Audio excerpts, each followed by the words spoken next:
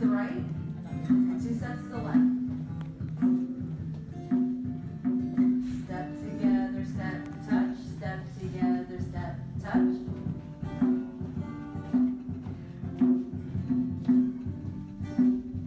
Now we're going to add our hand motion, a wind motion above the head.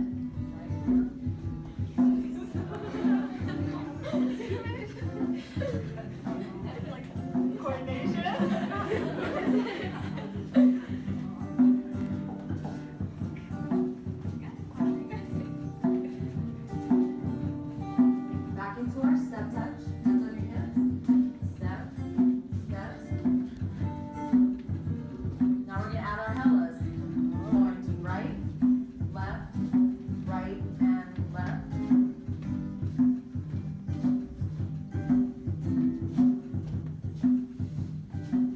Adding our hands, going out, chest, up, to your chest, out, chest, up.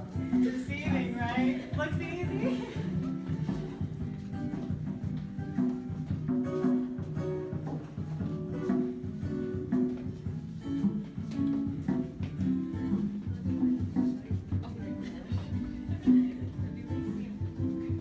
Back into our step touch.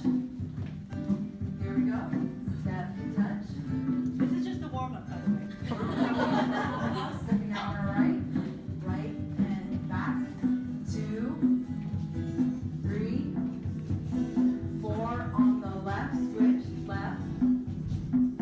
2, 3, 4 to the right, right. 1, 2, 3, 4 to the left, left. 1, 2.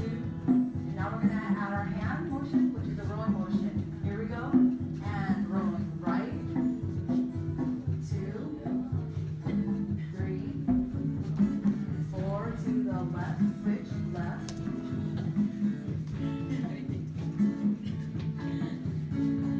One more time on the right. 3, last one. Back into our step touch. Step touch. Do you have enough of this? Every single meeting. What happened? Was that when they were saying that it was like condensed? Yeah. Is that something, is that another part of Ooh, hold on to that because I have a question at the very end about how this can be improved. It wasn't necessarily perfect for everyone, right? And in fact, some people thought it was too slow. Not me. So did we get organizations to participate? Yes, you remember this table, right?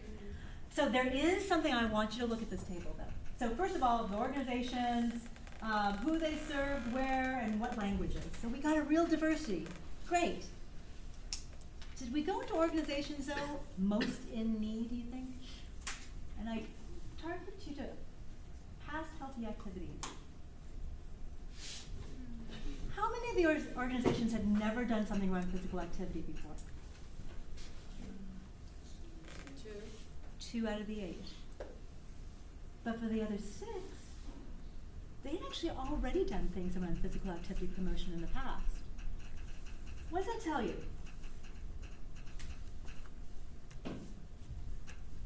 What does that tell you? Not that it didn't work, but do you think that these were the communities most in need?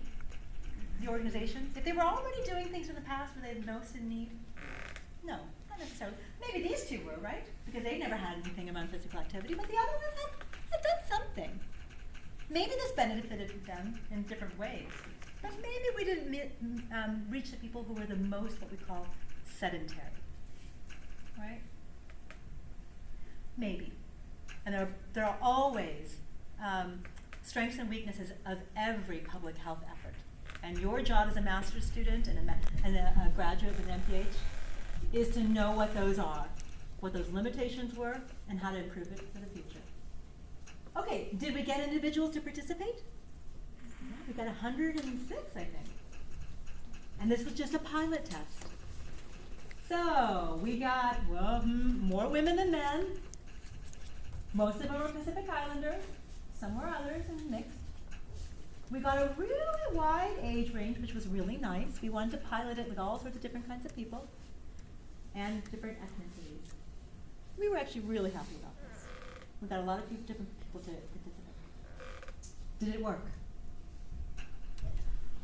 So this is the difficulty in measurement, and as a master's student, you would be wrestling with this. How do you figure out if something has worked? How do you measure success? I'll just show you the way we did it.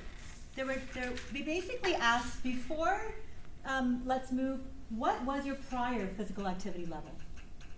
And you can see that many of them were not regular. About 22 plus 15 plus 14, what is that, like over 50%.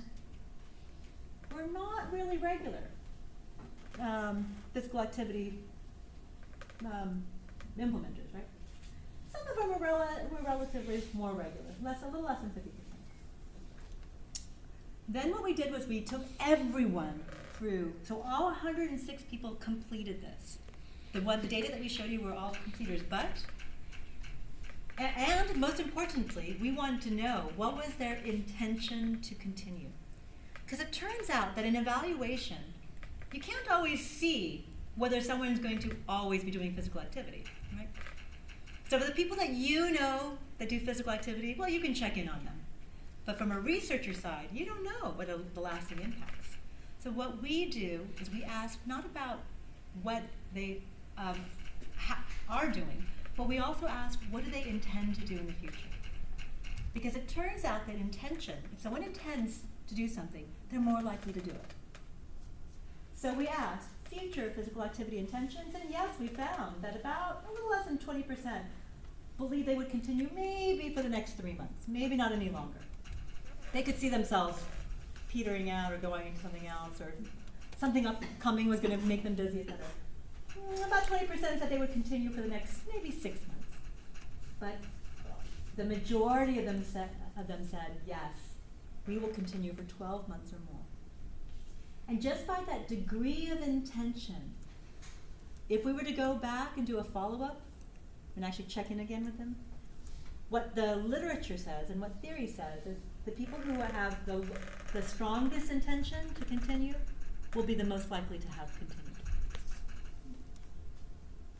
So, if you were the researcher on this, would you feel fairly, well, how would you feel? Okay? Yeah, okay. Pretty good, right? Okay. So, what I want you to do then is talk about 3 things. Well, maybe turn to your maybe groups of 2 or 3?